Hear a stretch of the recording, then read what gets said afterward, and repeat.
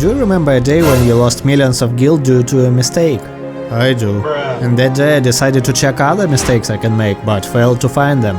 Many years have passed, but this topic is still relevant. This is Aiming for Gaming, and today we'll check top 8 mistakes crafters should avoid at all costs. Number 8. Buying expensive materials. There are many ways to acquire desired materials, such as buying from marketboard, crafting, desynthesizing, buying from vendors, dropping from mobs, etc. Always try to find the best way to get your item. I'll use treated camphor wood lumber as example. You can craft it from resources on the screen, but they cost a lot on the markets. Another option is to get them from gathering, like legendary node for logs, and from vendors, at the cost of company seals or tombstones. If you have spare seals or poetics, but don't want to gather logs, just buy logs from the marketboard and rest materials from vendors and save some money. Or you can buy something cheaper that uses this lumber as material and desynthesize it, like this nightly round table. If you're lucky enough, you'll get 5-6 lumbers from several tables for much less money. Always check the desired item price as well, because it might be cheaper to simply buy it instead. Number 7. Terrible undercutting. Pain in the neck for half of the community. Undercutting.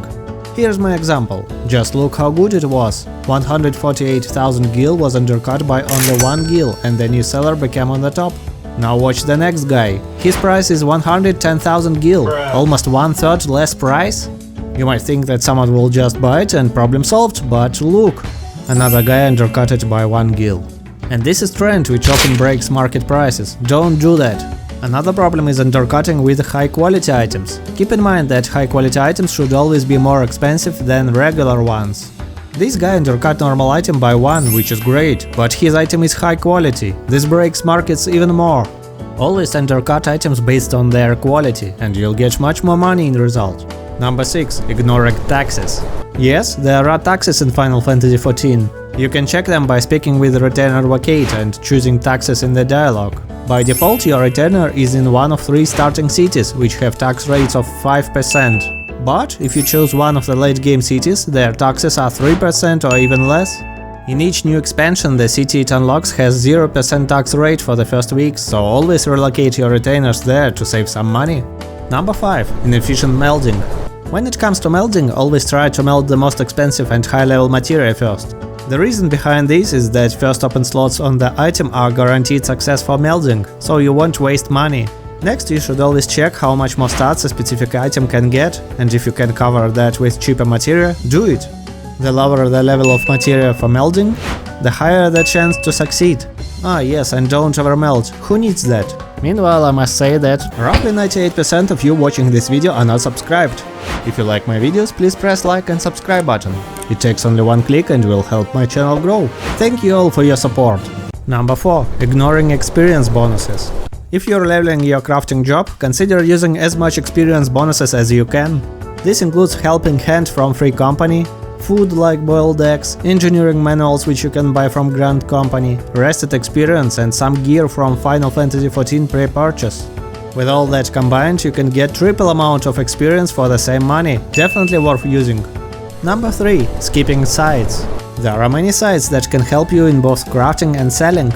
Well-known resources like Universalis, where you can check market boards, and Final Fantasy XIV Crafting, where you can plan out your crafting activities. Or less known yet very helpful sites like Ariella for melding calculations and Saddleback Exchange, which allows you to find trending items for good profit. Master all of them and you'll see that your profits go higher. Number 2. Neglecting consumables and food.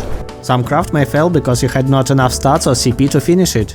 To minimize your risks, always buy consumables. They can cover more CP than you could get from half of your gear, especially the high quality ones. Remember, it's better to spend 1000 more gil on food than to break Hate's gear worth million.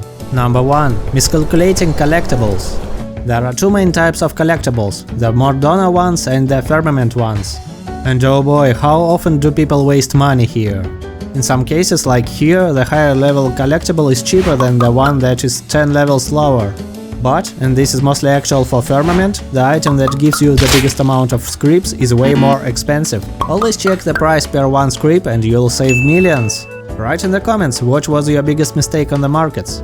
With all that knowledge, you will save your gil, so you'll definitely achieve what you're aiming for. Next time we'll aim for more tips, so try to not miss it, and see you later!